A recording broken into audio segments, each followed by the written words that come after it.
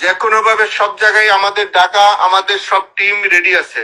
আমাদের 70 থেকে 80% আমাদের টিম যারা আছে সবাই আছে। আমরা একটা শৃঙ্খলার মধ্যে থেকে আমাদের রাজধানীতে আমরা থাকতে চাই। আমাদের কথা স্পষ্ট, যে রাজধানীতে আমাদের মানুষ শান্তিপূর্ণভাবে দিনে ঘুরতে পারবে না, চলতে পারবে না, সেই রাজধানীর মানুষ রাতে ঘুমাতে পারবে না।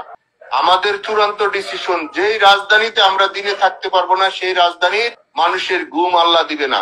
আমরা সেইভাবে আমাদের তৈরি করে নিছি।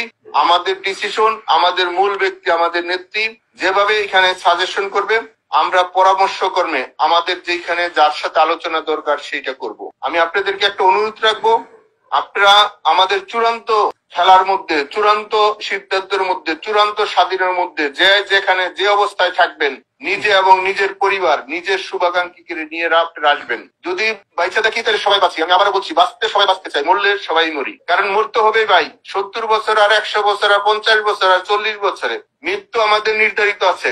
কিন্তু কুলাঙ্গার অসভ্যদের কাছে যেন আমরা যার না মারা যাই, আমরা যেন আর না মারা যাই। আমাদের ঐতিহ্য, আমাদের ইতিহাসে যেন যেন আর থুতু না পড়ে। কারণ এখানে বলার ভাষা আজকে আমাদের নাই। সেজন্য আমাদের যারা ত্যাগী লোক, আমাদের যারা পরিশ্রমী লোক, আমাদের যারা আদর্শ লোক, তাদেরকে সামনে দেন। পথ দেখেন না। যারা আদর্শ লোক, যারা দলের জন্য নিবেদিত, যারা দলকে ক্ষতিগ্রস্ত করে নাই, দলেরকে ভালোবাসছে, দলের জন্য জীবন দিচ্ছে সামনে আইসা, সেই সব মানুষকে আর আপনারা তিরস্কার করেন না।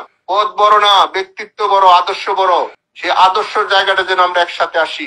আমরা ঘরের ভিতরে থেকে থেকে মৃত্যুর মতন আমাদের অবস্থান হইতেছে। সেই হিসাবে আপনাদের সবার কাছে সার্বিক সহযোগিতা চাই। আপনারা আলোচনা করেন। আমি আবারও বলছি, যার যার জায়গার থেকে আলোচনা করেন, যার যার ওয়ার্ডে। কেউ জাতীয় কেন্দ্রীয় নেতা হইতে চায় না। জাতীয় কেন্দ্রীয় নেতা হইয়া কোনো লাভ নাই। আমরা ফল পাইছি। সেই হিসেবে আমাদের মনে হয় আমাদের নেত্রী এখন এই মাঠ পর্যায়ের কর্মীরা খুঁজছে। কেন খুঁজছে? তাহলে আপনারা বুঝবেন আমাদের মধ্যে কি হয়েছে। সেই হিসাবে আমার মনে হয়, কারণ এই 77 বছরের দল, এই জীবনে আপনারা আমরা কেউ দেখি নাই। আর আমাদের যারা ছাত্র সংগঠন করে বছর কোনো বিরোধী দল দেখে নাই, বিরোধী সংগঠন বুঝে নাই। সেই বন্ধুদেরকে আপনারা বুঝে তাদেরকে কৌশলগত কিছু ট্রেনিং দেন, বুঝান। তাহলে আমাদের জায়গা থেকে আমরা সব মানুষের সাথে অনুরোধ করি, মানুষের সাথে সম্পর্ক খারাপ করা যাবে না ভাই। আমাদের পাড়া মহল্লা যারা আছে তাদের সাথে একটু দূরত্ব ছিল, তাদের সাথে ফোন দিয়ে হইলো সরি বইলা বলেন, আমরা এই সমাজের মানুষ, জাতির পিতা আমাদের এই দেশটা দিয়ে গেছে, আমরা এই দেশে সবাই একসাথে থাকতে চাই। আমরা সবাই একসাথে থাকতে চাই। আমাদের অবস্থানটা সবাই যার যার এলাকায় যেন আমাদের হয়। সবার নামে মার্ডার কেসের আসামিদের রাখছে 302। এভাবে একটা মানুষ বাঁচতে পারে না ভাই। ঠিক হয়েছে, বক্তৃতা আমরা 16 বছর অনেক দিছি, আর বক্তৃতা দরকার নাই, এখন কাজের দরকার। আমরা কাজটা করতে চাই। আমি আবারও বলছি, আমাদের ঢাকা, নারায়ণগঞ্জ, গাজীপুর, মুন্সিগঞ্জ, ঢাকা জেলা, আমাদের নরসিংদী, আমাদের মানিকগঞ্জ, আমরা এবং আমাদের পাশে টাঙ্গাইল, ময়মনসিংহ, আশেপাশে বিভাগ, শহর, আমরা সবার সাথে যোগাযোগ করছি।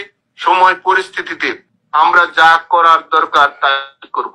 সেই হিসাবে আমরা আমাদের বড় ভাই, ছোট ভাই, আমরা যারা আছি একসাথে মিলে কাজটা করতে চাই। আমরা কয়েকদিন সময়ের মধ্যেই আমাদের আপনারা জানবেন, এবং আমরা আপনাদেরকে, আমাদের যারা মূল ব্যক্তিরা আছেন তারা অবশ্যই মেসেজটা পাইবেন কোন জায়গা থেকে কি করতে হবে। কারণ যারা চাকরি করে, যারা এই দেশ দখল করছে, তারাও মানুষ, আমরাও মানুষ। সেই হিসেবে আমরাও মানুষ হিসেবে প্রমাণ করে দিতে চাই আমরা কার সৈনিক, আমরা কার আদর্শ আছি। বক্তৃতায় নয়, আমরা কর্ম দিয়ে বলবো আমরা অমুকের সৈনিক। না হলে আমাদের যিনি জাতির পিতা ঘুমিয়েছেন উনি কষ্ট পাচ্ছেন। সেই হিসাবে আমাদের মনে হয় আর ভেদাভেদ না রেখা আমরা সকলে ঐক্যবদ্ধ ভাবে আমরা আমাদের কাজটা শুরু করতে চাই। সেই হিসাবে আপনাদের সার্বিক সহযোগিতা, আপনাদের যদি কোনো স্পেসিফিক প্রশ্ন থাকে, কোনো যদি পরামর্শ থাকে, তাহলে আপনারা দিবেন। আজকে আমরা খুব একটা ভালোভাবে কথা বলতে পারতেছি না, এর জন্য দুঃখিত। কিন্তু আমাদের কাজটা আমরা চালিয়ে যাচ্ছি, আপনারা একটা রেজাল্ট পাবেন। কিন্তু আমাদের কাজের সাথে, আপনাদের কাজের সাথে আমরা একসাথে থাকতে চাই। ভাই ভাই হিসাবে এখানে সবাই সবাইকে সহযোগিতা করতে চাই। সেই পরিবেশ আমরা কিছুটা তৈরি করেছি, আর যেটা গ্যাপ আছে আমরা এই কয়েকদিনের ভিতরে সেই গ্যাপটা পূরণ করব। আপনাদের সার্বিক সহযোগিতা এবং আপনাদের আদর্শ, সেই হিসাবে আমরা মনে করি যদি বেঁচে থাকি সবার সাথে দেখা হবে, আর মৃত্যু হলে বেহেশতে দেখা হবে।